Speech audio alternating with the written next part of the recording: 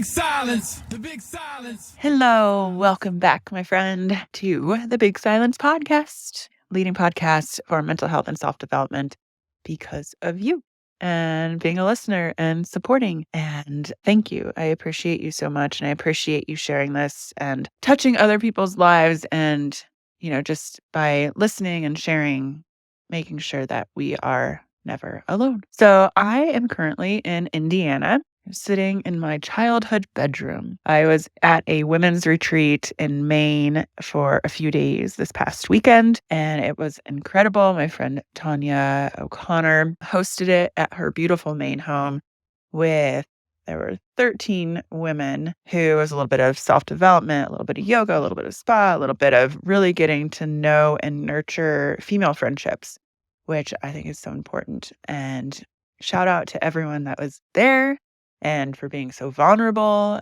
And I think we all left a little bit lighter. And I was thinking, what do you think? A retreat in Austin, Texas at my house? What do you think? To stay in the loop on that one, make sure you sign up for the Big Silence newsletter at thebigsilence.com because we will be sharing some information on that. Back to Indiana, I surprised my dad. He didn't know I was coming here.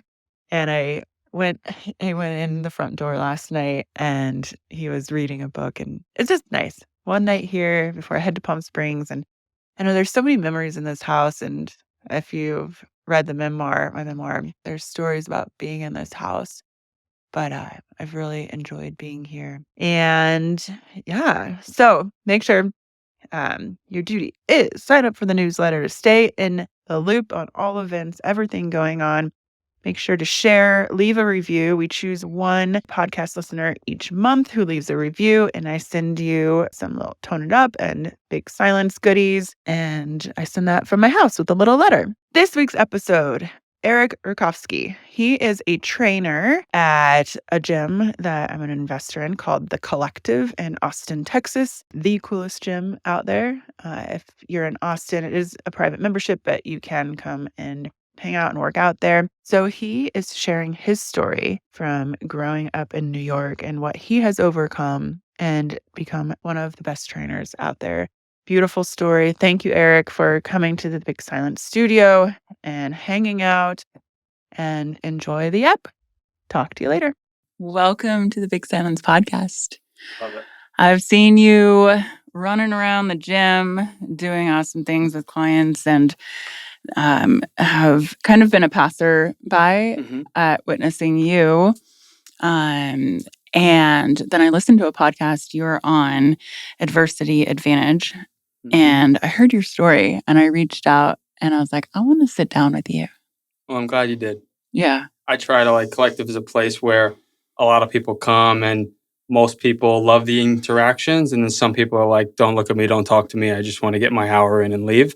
So I try to be mindful and give people space, but I knew this dance would come sooner or later. I'm glad it did. Yeah. So the Kollective is a gym in Austin that's like the best gym ever. Yeah. But you know what's interesting, because I have a gym at home. But I love going there, and I train with Sandy. And I love going there because you actually talk to people. And I do notice the trainers there definitely are like, no, you go, they don't want to interrupt. But I love going there just to have community and socialize and laugh. And that's what I love about it, because everyone kind of knows each other, and you can come there, and it's kind of I call it a adult playground where you get to work out, feel good, meet people. And yeah. So let's talk about your journey from Brooklyn. Sure. You got your tissues ready? Okay. I'm kidding. I'm kidding. I can grab one. Bobby, come back. I'm kidding. But yeah, I was just so interested in your story, because I actually find myself being in fitness and for, since my early 20s, and the different cycles that I've been through and the different seasons I've been through with fitness. And I've found that a lot of people who find fitness as their career have come from somewhere really deep and possibly dark, and fitness is what pushed them through. And, just for the mental challenge. Yeah. So you grew up and losing your father at a very young age. So I'm going to Tell that story. Yeah, sure. Born and raised in Brooklyn. My mother's side of the family came from Italy when they were like teenagers and did the whole thing, pizzeria, grocery store, kind of immigrant success. Unfortunately, they were, not the sharpest tools in the shed. So by the time I was born, all that was gone. Which is, it happens. I have an older brother, and our upbringing as we knew it was like, welfare, kind of bouncing around. Mom didn't work. Dad was in and out of like prison and struggling from drugs. And as we got a little bit older, we started to learn, okay, our situation at home is different than our friends. But to say that like we were very sad, depressed kids, no, we had a blast. Right? It was like the Sandlot in Brooklyn. We just didn't know any better. Fast forward some time, dad passed when I was 11 and from drugs. And then that story continued to go on a little deeper, like evicted here, evicted there. All this was going on. School was kind of present for my brother and I, and also keeping us busy, basketball, boxing for me. So that was kind of like an outlet. Like when my dad passed, the first thing I wanted to do was go shoot some basketball, with some friends and play some pickup games and just like have that outlet. And then boxing took over as that vehicle.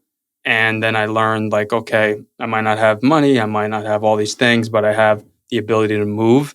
And then I learned like, okay, there's freedom in that movement. And that was kind of like my outlet and eventually segue into a career for me. It's so interesting. And back in the day, so are you 30? I just turned 30 February, yeah. Okay. And even back in the day, I feel like today the conversation around being sad or depressed is more open. Whereas even me as a kid, when I was at home and my mom was, schizophrenic and I am a suicide survivor and just everything, but no one put those titles on it. So do you think down deep inside there was kind of some sadness, or you just, because society wasn't talking about it, you didn't feel it? Because I'm just interested with social media being so open and myself being one of those people talking about it a lot. I just wonder your opinion. Yeah, I think especially depending on, the age you're dealing with those kind of traumatic events, it's all relative. I think for me, it was more, there wasn't, those conversations were not taking place. So there wasn't like, hey, here's the guide or a tool for mental health and trying to explore that. So for me personally, it was like, I only know one way, and I'm just like going to continue to try to live my life, my childhood and my upbringing and start to learn little, pieces along the way to try to like use as a foundation for myself. Yeah. So, okay. So you moved to fitness, obviously, after losing your father. And do you feel like you suppressed anything? Yeah, probably. I mean, again, it's when my grandparents sat us down, my brother cried. I didn't cry. It was like I was a year younger than him, so maybe I just didn't process it the way he did. And then 6 or so years later, the first time I revisited the cemetery, cried, broke down. I was dying out there. So yeah, probably. Because I just didn't know how to allow those feelings to go out. And I don't think that's like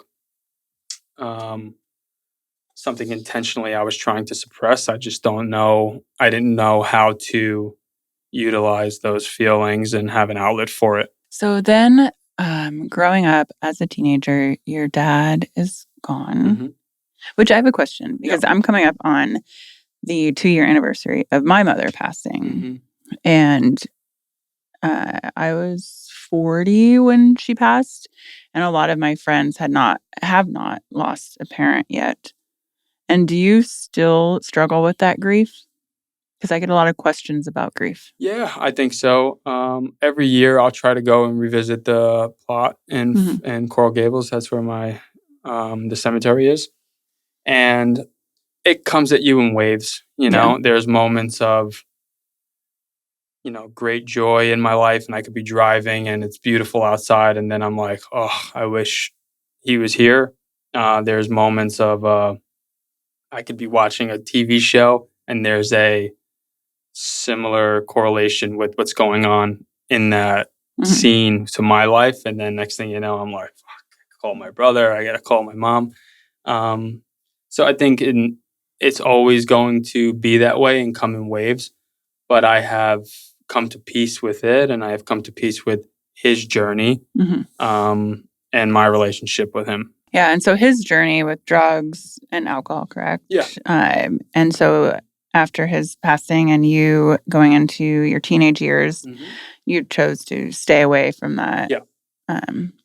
So explain how the rest of your, because there are a lot of people who listen who have lost a parent, a sibling, and grief shows up in so many ways. I know as my mom was diagnosed in a missing persons when I was 12, I turned to any kind of escape, any way to escape, skipping school, just, going to the raves. But you took a different turn. Yeah. So for me, I just seeing how my mom lived her life, how we lived our life. And then just, you open your eyes and your ears, you look around you and you can see that, oh, okay, there's a different way. Whatever happens behind closed doors is, whatever happens. But I just knew deep down that there was another way from the check to check. There is another way to live your life and not be a victim. And that was just what I was going to lean into and try to curate for my own life. So what are your tips? Because victim mentality is something I had to work through because my mother, bless her, didn't go through therapy, wouldn't take her medication, just suffered her entire life till the very last day when I was with her.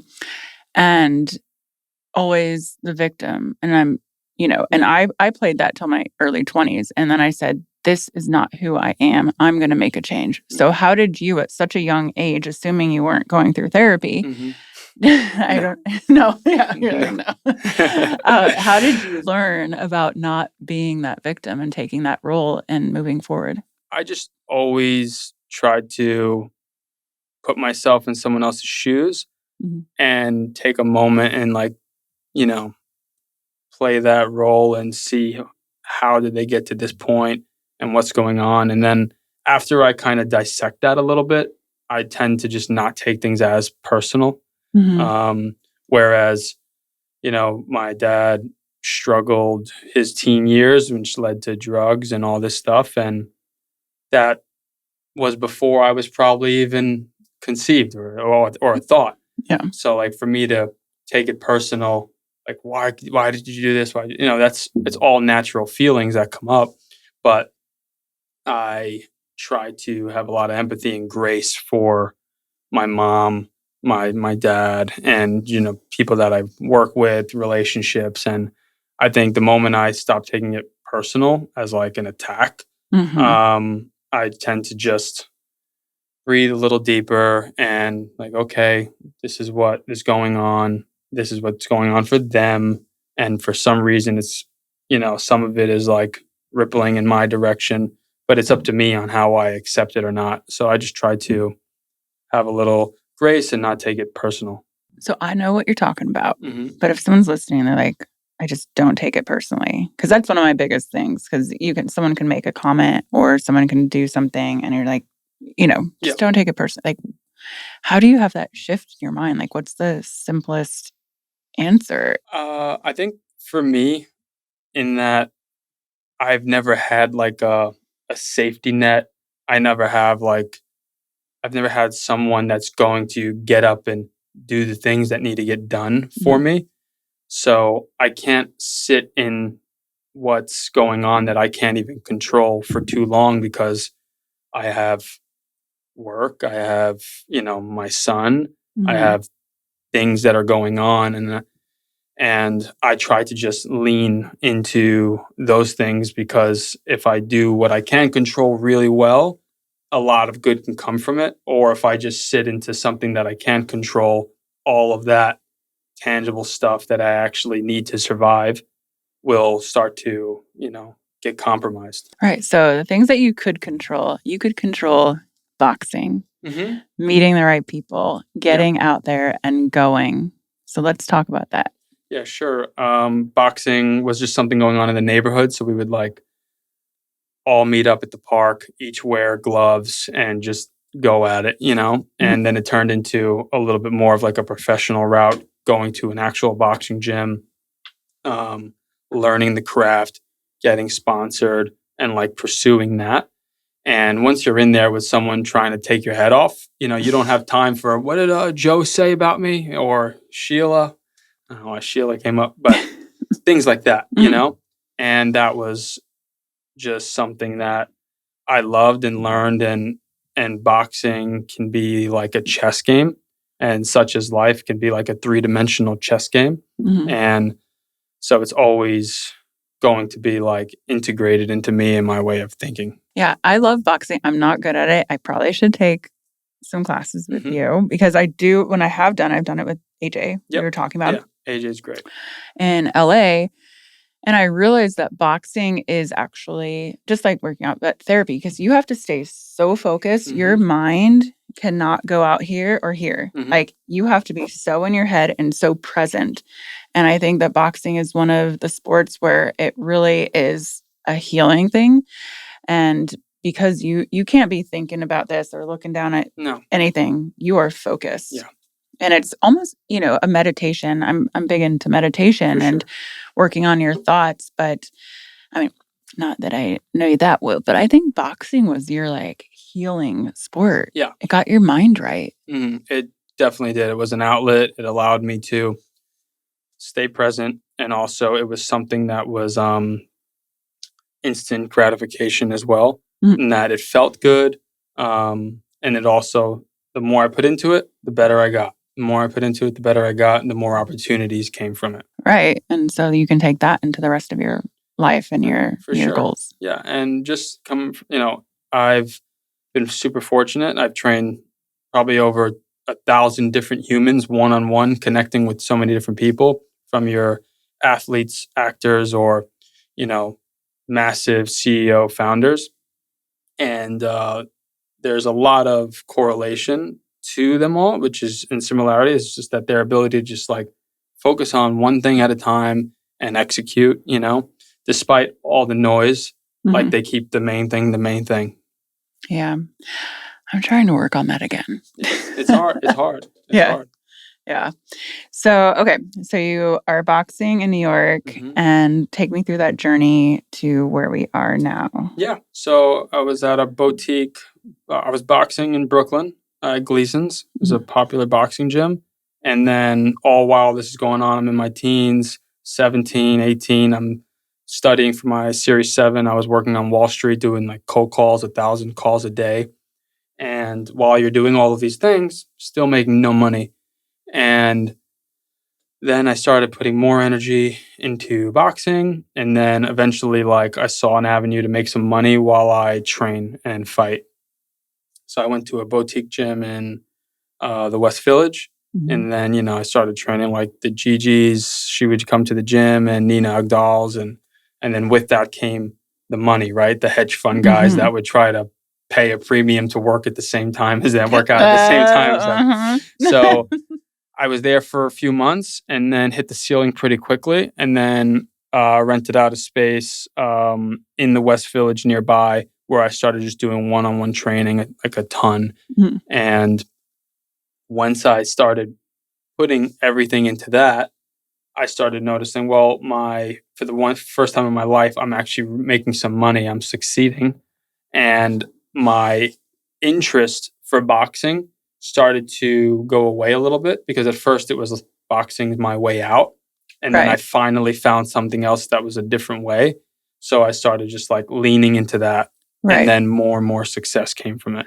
Yeah. So your dream of boxing and professional boxer. Yep. And then you shifted into personal training. Yep. And how was that for you? Did you feel safe in that? Was it another risk you were taking, as perhaps you were taking another, transition in your life? Yeah, it was a big risk. But at the same time, came from nothing. So if all fails, I can go back to nothing and figure out another way to, move forward. I always talk to Bobby about that, which, by the way, Bobby worked on Wall Street when he was right out of college and he hated it and he just left. So another thing in common. So you shifted from that. Oh, I was talking to Bobby and I too. We always, when you say it, go back to nothing, because I came from, I'm from Indiana, and a mom that was gone, and a dad who was going through his own stuff. And shout out, Dad, love you. But we were, I was basically raising myself as a teenager. And I tell Bobby now, I'm like, I don't care. I could lose it all and be happy. Yeah. Driving that bus around or an RV and going to national parks. And I feel like there's a mindset where you have to be happy with yourself and what you're doing. And perhaps if you, that mindset of taking a shift and taking a new career shift of, if I lose it all, I'm okay. Yeah. And I think easier said than done for sure. And I think a lot of people would gain a lot of self-worth, probably accomplishment for actually saying that and then finding what that actually means to execute on that, whether it's starting a business or a new relationship. Just like put it all out there and like, okay, I'm all in here. Let's see what happens. What's the worst? Yeah. I've already been through it all. Right. Yeah. And when you've been through it all, you know that you can survive and you can push through it. Yeah. Okay, so you're training all these celebrities. Number one, what is Nina Adgal's secret sauce? What would you train to? Well, first of all, shout out Nina. She's awesome. Yeah. And a spectacular athlete in person. And her thing was like, she was just completely committed to getting better at boxing and fitness and all while crushing the, supermodel world. And so I think the secret was for her was just like showing up. And also there's a lot of, just like there's a lot of bad products out there you can consume, there's a lot of bad coaching and teachers and mentors that might not have your best interest. So knowing how to decipher through that, and I'd like to think I do what I do pretty well. So when we linked up, we were able to like really get some good results.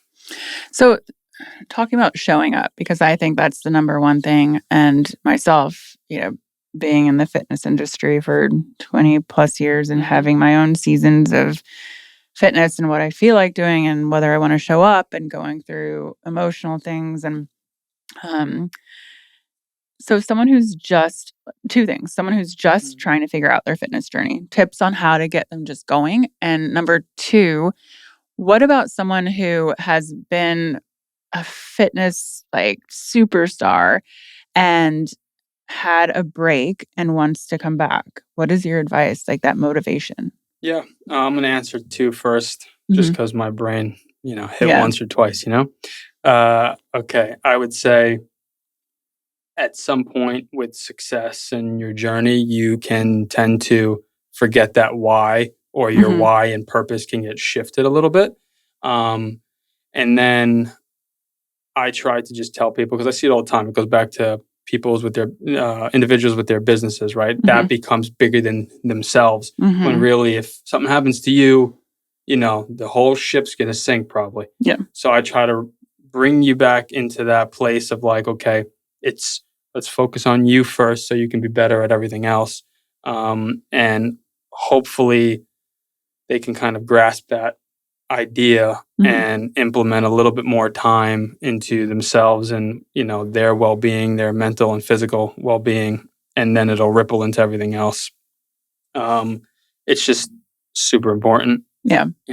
And then for the person that is just kind of getting started, it's like, just take a breath, and I wouldn't start typing, all these things on Google and TikTok and Instagram. I would just try to like take a moment, check into what you're consuming every day, do some diligence. A lot of people don't want to do the homework on like what oils are good and what fats are okay. And a lot of people use money as an excuse when like, oh, well, it's okay, let's go both ends. It's $25 a month for this app, or it's, hey, it's $300 for this session. It's too much money. But then if you look into your day to day, maybe you're having a bottle of wine, a few times a week, or maybe you're shopping too much. So like there's ways to find the resources and use it correctly. So I try to like, when someone says it's too expensive, I'm like, okay, let's really look into it. Okay. And no, I know. No, you're on Ladder for an app, and I have the Tone It Up app. And sometimes people are like, that's too expensive. I'm like, girl, that's like 2 orders at Starbucks. Yeah. Or 2 bottles of wine. Correct. For a month. You got it. You got it. Relax. Yeah. Don't complain. So I would just say, analyze what you're doing in your day to day in terms of steps taken, what you're consuming, how you're sleeping. And the moment you start to really get those things in order, you can go, okay, do I need to be in more of a weight loss program or a strength training program? I personally think there is always a hybrid to implement both. So, yeah. Look in the mirror, see what you are consuming daily, see what you're spending your money on, make it a priority to utilize your resources, time and money to bettering yourself, your temple, because I'm telling you, you talk to almost everyone after a good workout, it ripples to the rest of their day. Exactly. And even between my business manager, my business partners, my husband, because I went through a really dark period because I was my mom's caretaker towards the end, and then dealing with the grief and not getting off the couch and not working out. And I put on 30 pounds and at least, I don't weigh myself anymore, but it was, I think the stress was just too much for me. And then when I started working out again and, got Karena back in her game, people around me were like, damn, Karena, our business Karena is back. Yeah. Like, what are you? Business? It's like, you just get back because I was I was working out again. I was moving my body. I was meditating. I was doing all the things that I do. And it's like, wow, like there you are again. And, moving your body. And I always say it's not, for me, the aesthetic of it, the aesthetic feels fun, nice, but it's like mentally, you have so much more energy. You have so much more power. You're so much sharper. And it's really important. And I wouldn't change anything from, any of the grief and the darkness that I've moved through. But damn, when you find it again. Yeah, it's a superpower. Yeah. That we all, God willing, have access to. Resilience. Yeah. So, all right, you're training all the superstars, Gigi and such. How did you end up in Austin? So a few years ago, actually at a Ladder Summit, I met Jeremy, one of the co-founders. Jay Hills. Yes. And they told me about this idea of Kollective, but at the time, like, I'm doing just fine. I built something pretty special in New York. And I was just like, I hope for the best. Let me know when you get it going. Pandemic happens. I have a son on the way. So I was like, okay, maybe it's finally time for another chapter. And, I went from making like $500,000 a year in New York, crushing it. And, all the resources, all the things at my doorstep to I'm going to start over completely and leave all that and do this with Kollective and be closer to my son. Because my son's mom and I were not living in the same city. Is she She was in the West Coast. Now she's in Austin. Okay. Yeah. So I was like, I'm going to move closer and I'm going to start this thing with these great individuals. And I think it's going to be great. So that's what led me to Austin. And I have friends like the Super Coffee family. They're here. The Ladder family's here. And my kind of clientele in New York alluded to like, hey, there's some of us there too. And I was like, okay, let's go. I'll be fine. Yeah. And you've been here like a year? 2 years now. 2 years. Okay. Yeah. We moved in 2019. Didn't know a single person. Yeah. And then now it's like our social calendar is like the Mecca over here. Yeah. But it's so, you know, it's very different too. It feels like it's so much easier to meet people and make friends with people here because I lived in LA for 20 years. Yeah. And people were like, why did you move to Austin? I was like, I lived in LA for 20 years. Yeah. Right. Hollywood. This, that. I've done it all. I moved there when I was 18. Yeah. And I did it all. And you've seen, I'm in nature now. Yeah, you're crushing it. And I was like, I just want to change. And I think change is important. And people, sometimes are afraid of change and can judge you or wonder why. But it's just what I want. Right. And it goes back to what we were talking about before. It's like, here was a moment where it was like all in, and a very scary thing to give up what I had and come here and start over. And it's that moment of betting on yourself. But I also knew in the back of my mind, like my foundation, my pillars, it could all go to zero and I'll figure it out, That's the I'll figure it out thing is what I do too. Cause I grew up with so much trauma and we've overcome. And like, I already had seen the worst. It's all good. Throw it at me. Yeah. And I definitely would say Bobby is like, he gets very nervous with decisions I make, but then he rolls with and he's like, I trust you. Trust your instinct. And I think everyone should just trust their instincts. Sure. So you get here and I want to talk about what you've recently been through, your diagnosis. Sure. Yeah. I know it's not fun to talk about. I heard about it, Sandy at the gym was like, Eric is like the most low key, doesn't tell anybody, goes through his stuff. Again, possibly back to your childhood where you just move through and don't talk about it. But can we talk about that and that experience? Sure. And then on that note, it's like my therapist would say, like, I have a unique skill to survive, and however I do it might not be the cleanest, but like I find a way.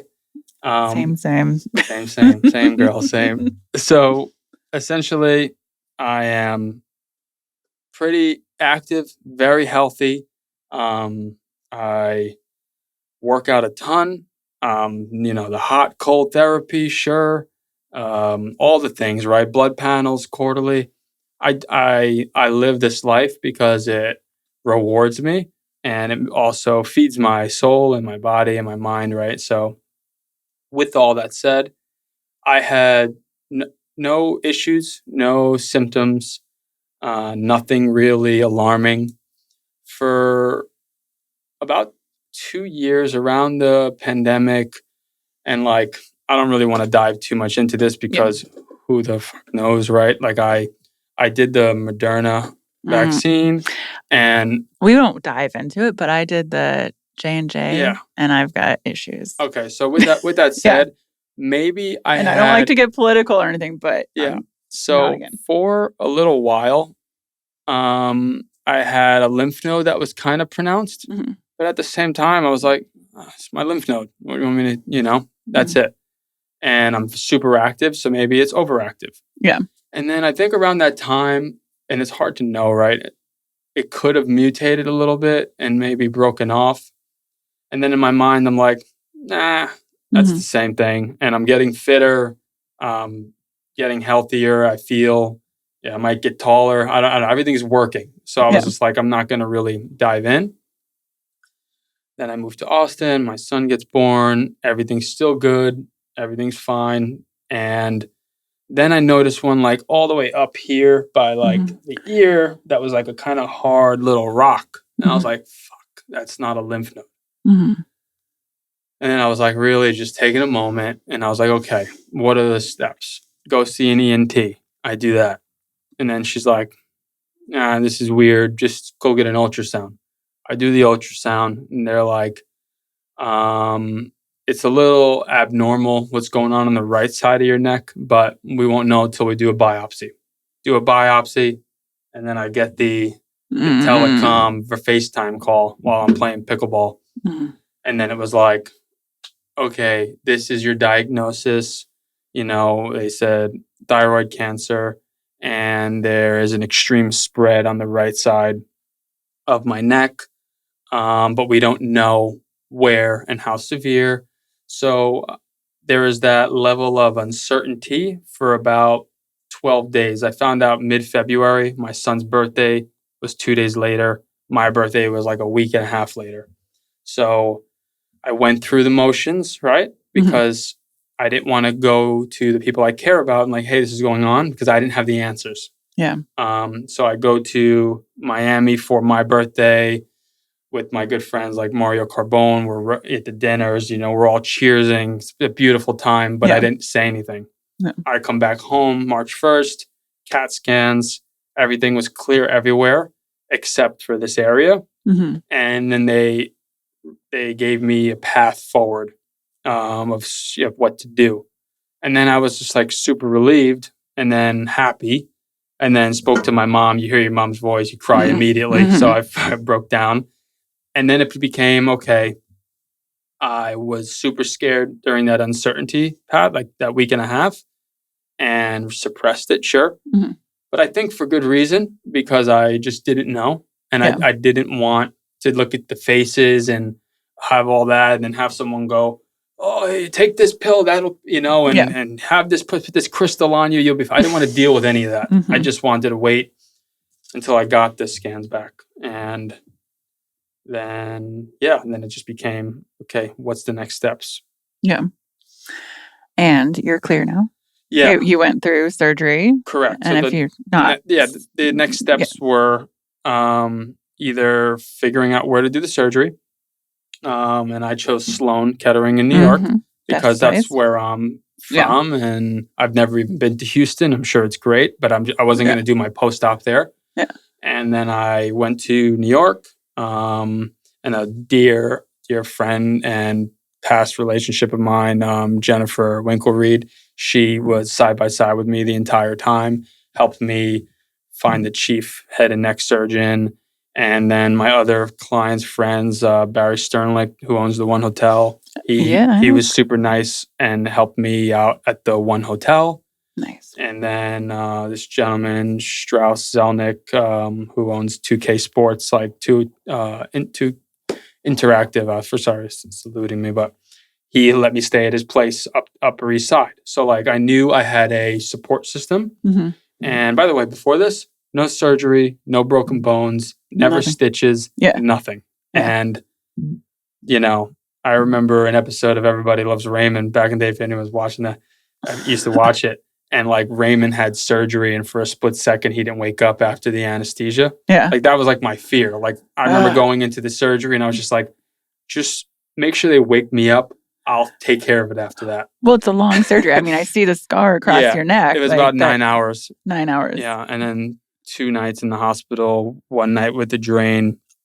And 4 months later, did post-op stuff like a low form of iodine radiation, where I had to stay away from people, take a pill, the whole thing. But then we did our big scan after that. They said I'm great and everything worked. And now in November, I'll do another scan. And then God willing, it's just scans until that.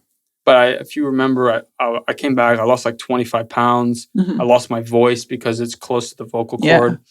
So that took like everything 6 weeks to get back. And then, now I feel stronger and fitter than ever. This was April 18th was the surgery of this year. All right. And now this is what? We're in September 13th. Not too long ago then. No. Wow. Not too long ago. It's a doozy. That's a doozy. Yeah. Do you get like anxiety around that or do you just push it all down? No more. There's still concerns. Yeah. Right. But I try to like put my faith in the facts. Yeah. And the facts are that I did the surgery. It was a success. And it was a complicated one. Like, and your neck controls facial functions, arm functions. I was like, Richard Wong, I said, Doc, don't fuck up. No. And oh my God, that would drive me. So I think now being on that other side, and I talk about this, like I think you saw my truck got broken into the other day. Yeah. And it's like, instead of allowing that to ruin my day, it sucks. Like, don't get me wrong. I don't just go, oh, life's all sunshine and rainbows. Yeah. Like in the moment when things suck, that's because they do. And usually it's uncontrollables, right? But I have a solid foundation that I can pull from to be like, I got through these things. Let's go one step in front of the other. It'll be okay. Yeah, I agree with that. And it's finding that calmness in the storm of just, I always go into, okay, this is the situation. Mhm. Let's map out the points of how we can move through this. Yeah. All right. Well, I'm very happy you're healthy. Yeah. You're back at the gym, killing it. Trying.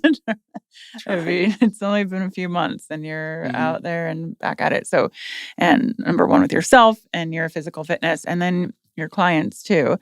And so if anyone's listening and in the fitness industry, what are your secrets for being an awesome personal trainer? Got it. Yeah. If you want to give your secrets away. Yeah, sure. I'll give you the secrets. There is, okay, for personal training, there's this whole side of like the anatomy, the science behind it, and, strength training, endurance training, multiple zone training. There's this whole world in it that, to be honest, I probably suck at. Mhm. It's not true, but like there's certain people that are probably a lot more qualified and really do the degrees and all the diligence. I'm the best at the world at probably connecting with the person that needs the help and wants to accomplish the goals, So I know as long as I am the best at supporting that individual in front of me, it's the long game either way. You know what I mean? So to achieve any goals, it takes some kind of time and execution. So as long as I can solidify my relationship with that person, and then we have that kind of understanding and relationship, I know we are going to achieve these goals together inside the gym and outside the gym. So I always try to tell people, know your shit for sure. Like put the time in and understanding the craft and the person in front of you and what they need, what they want. But then also don't just treat them as that's my 9 a.m. Yeah. No, that's Karena. She's from here. This is what she does.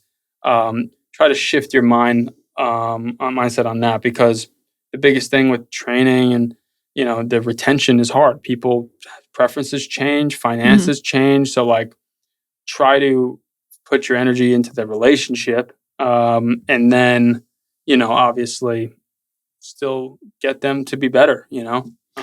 I do agree with a trainer. You're basically a therapist and a friend. And Yeah, you are. I mean, it's a for sure. great time. Like you're moving, you've got all your endorphins going and you're talking to your trainer. Yeah. And I do believe, even in my work, because Tone It Up, we were community first and are. And it's really like you work out and then you open up.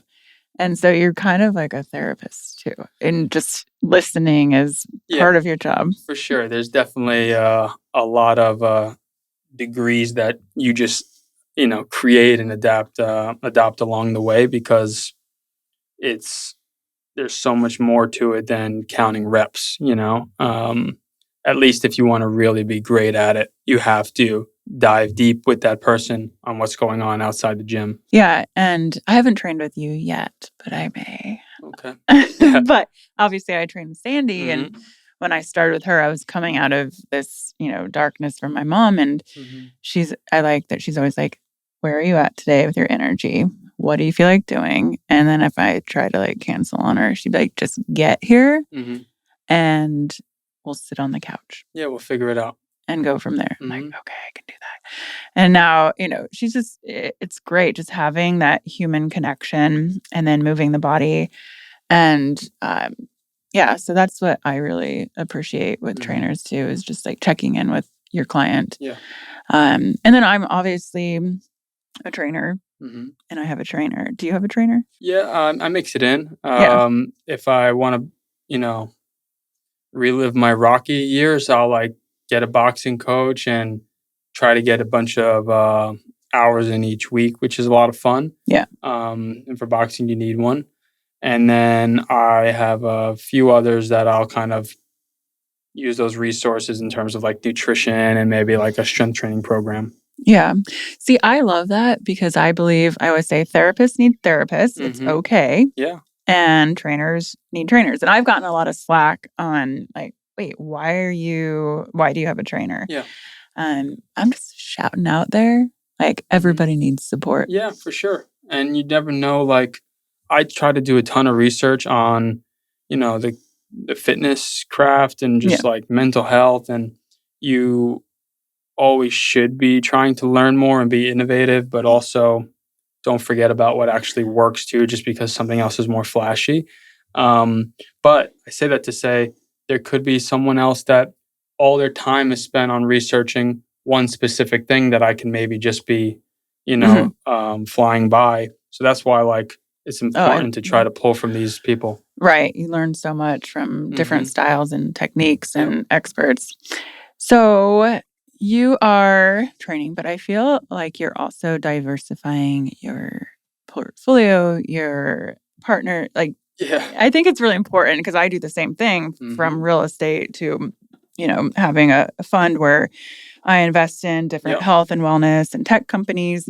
So how does that look for you? Yeah, for me, it was there's only certain hours, so many hours in a day.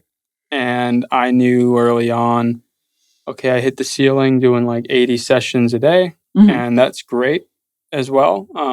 It's definitely a more younger man's or woman's game to put those kind of hours in. Yeah.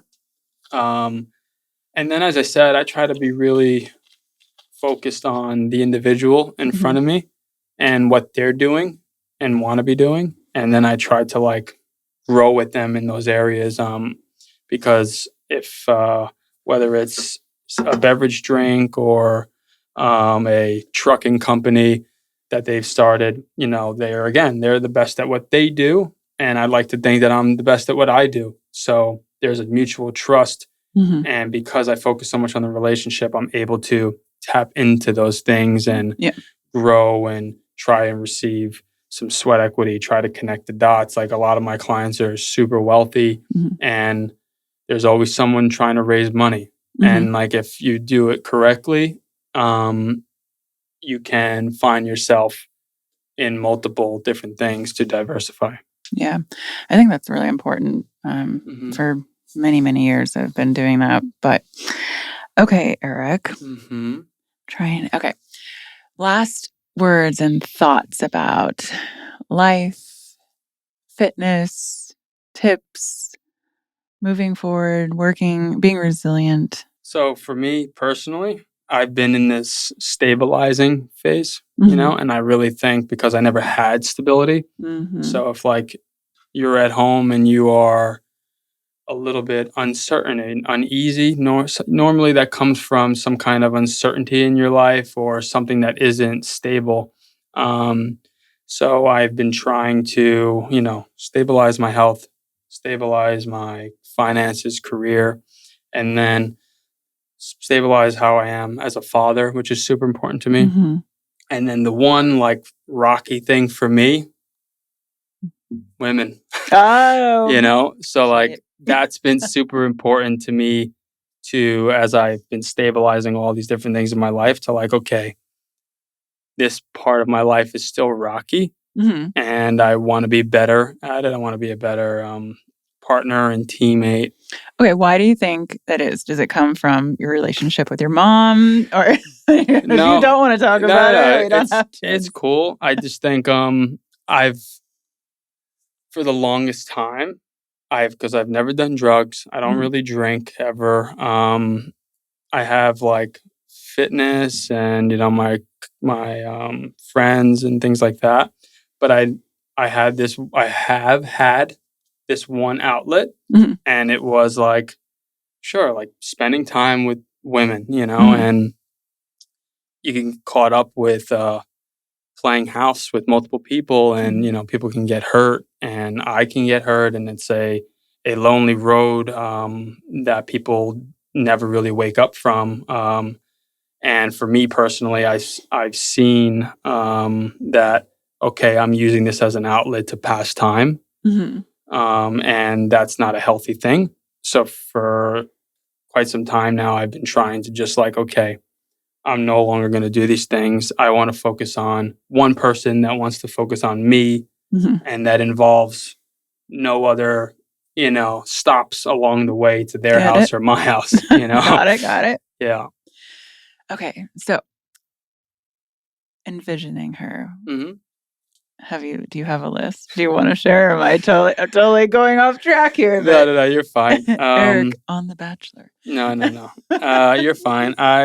Just someone that is kind to me. It's important. Someone that also offers stability. And by the way, I say stability a lot. I'm not talking about like flat line on the machine, dead. A little volatility is healthy, a little bit in the right way. But the core morale, principles, and foundation of what a relationship should be, I would love for those to be stable. But yeah, kind, into some similar things, has their own stuff going on, but also like just love me as you find me kind of thing, because I can be a lot, I'm sure, I have a lot going on, and I have quite a lot of baggage with me, but I tend to think that I'm doing the best with what I got and where I want to be, so I'm pretty easy. Location wise, in Austin? Yeah, the long distance stuff, I've done it, and it's very hard and it's complicated, and it leaves too many room for error, Yeah. So independent, has her own career. Ideally, yeah. And by the way, like, and I say this because I was talking about this not too long ago with someone, and people, it's funny. Some people that come from nothing, and some people that came from everything, and they tend to still have this like imposter syndrome type of thing, and it's so silly. Like, just love yourself, find joy in what you are doing, where you come from, and just like there's always going to be someone with more things, So it's like, try not to have that consume you, because it's silly. You can't control it, But like, you can have your own career, or you could come from money. I don't care. Yeah. I wish I could sit here and go, I came from money. Look at me, Yeah. It's great. But to each their own. Yeah. All right, ladies. Come to the collective. Yeah, but also like I am trying to focus on one person, and I think I might have found that person. I just had a lot of turbulence on the way to get to her, so I have a lot of like cleaning up to do, but we'll see what happens. Well, you're 30. I didn't meet my husband until I was 33. Okay. And got married when I was 35. There you go. And how old is he? He's 3 years younger than me. But anyways, and I went through many. This podcast is going to a whole different relationship. No, this is okay. But yeah, I mean, I was with someone for 7 years and left them, and then I was with someone for 3 years. And I was always like long term, and then someone a year. And when the time is right, and you'll find them, and just always keep working on yourself and being a good person, and accepting people for who they are, and realizing that we're not going to be the same person ever. Sure. We're always going to have different opinions, and that's okay. Yeah. Just be kind to each other. Yeah, and I think because we're in such a dopamine-enriched world right now, where everything is a kick, a new thing, a lot of optionality, I don't think that's necessarily the healthiest way to live life. It's one of those things I've been trying to look at my own self. It's like, okay, I do all of these different things for my health and well-being, for my playtime, for my mental. And a lot of it is like a kick of dopamine, everything, whether it's a cold plunge, a sauna, a workout, playing pickleball. These are all healthy things. But I've been trying to find more time to just like take 10 uninterrupted breaths, intentionally a day. To just reel it in. I think that's super important. And then it'll allow me to be my best self when that person comes along. Well, on that note, yeah. Thank you. No, Thank you for coming out here. Thank you. I feel like we should do another podcast with Bobby sitting here and talk about relationships. That would be healthy. Yeah, I got a lot to unravel there. All right. And in the podcast notes, we will put everywhere where you can find Eric. And I will see you at the gym. Okay, I appreciate you. Thank you. The big silence. The big silence. The big silence.